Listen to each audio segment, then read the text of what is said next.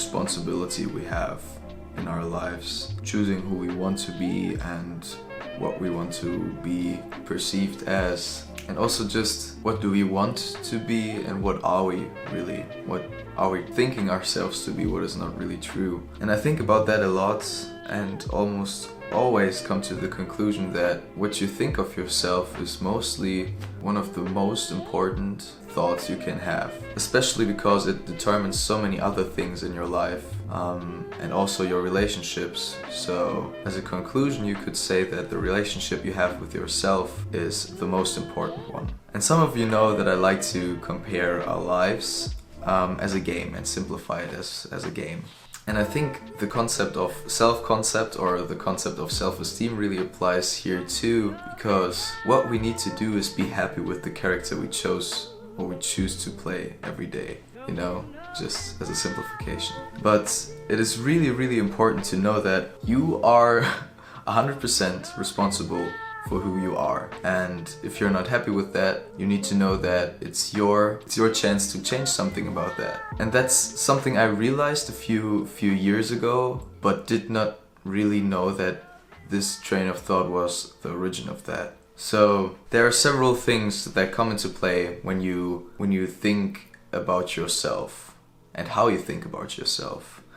So a lot of people struggle with feeling worthless or feeling inferior even, and I do too, as everybody does basically, but some have figured it out to some point and some did not. But there is no one out there that has figured that completely out, so put no more stress on yourself about that. But you have every day to change the way you think about yourself and the way you behave and the way you live your life. And there are people, as I already said, that struggle with feeling worthless, and I did too, and I still do sometimes here and there. And this feeling basically always originates from our perception of not being okay with what we're doing right now. And what I found is a really, really great way to, or a great solution to that, is become someone you would admire. For example, really the little things determine how you feel about yourself. For example, if you consistently lie to others, and that is something you yourself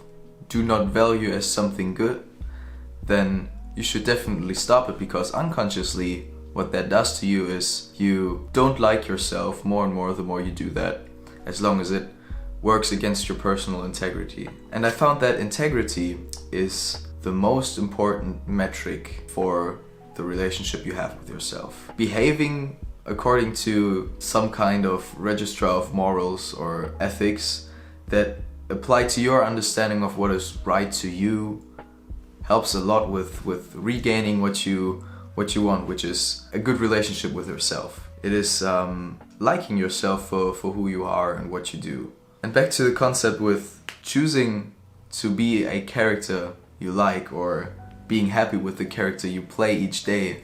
In that analogy, I think it is also important to just sometimes take a step back and look at yourself and say, wow, well, that weird motherfucker. To just not take things that seriously about yourself. Like, if you were able to take on another perspective and look at yourself and say, well, yeah, well, that dude is flawed, and laugh about that, and see it as the journey, as I said, as the game that it actually is, in the most basic sense, and see the potential also in yourself, and keep that relationship as stable and as positive as possible. What I also found is, which is also a topic for another video basically, but what I found is that fear originates in fearing that something could shake the relationship with yourself. Think about that. Would you fear anything if you knew that you would come out of that situation the same or better as before? Probably no, right? You wouldn't fear it if that was not the case. You only fear something if there's something in you that tells you, alright, be aware, this can change how you think and feel about yourself. That is why so many people fear crowds or fear being in the spotlight in front of crowds. Because if they do something wrong and the crowd thinks about you in a certain way, those people just take that opinion and apply it to themselves. And that is where the fear comes from, especially with courage and doing things you're not experienced in. For example, if you fear shooting a basketball on the court, you not fear shooting the basketball, you fear missing, and thus making the crowd think about you in a certain way, and thus feeling like that about yourself. So it's always that chain of beliefs you create, and if you had a certain set of beliefs that was unshakable, unalterable, and it was a positive one, and you would like yourself, then damn, you would be unstoppable. But that is one of the biggest challenges all of us solves in life, and we give our best. And it's important to, as I said, sometimes take the step back, look at yourself, laugh about that awkward, quirky character you play, but just be sure to love that person. And that's it for today. Spit my heart out a bit about that topic. Definitely be sure to like that video. Also subscribe and tick the notification bell, all of that YouTube stuff, awesome. Also go check my Instagram and download that progress sheet, which I use to also track my self-esteem and be aware that I keep it on a steady level. Hit me up if you got some questions, and I love you. Bye.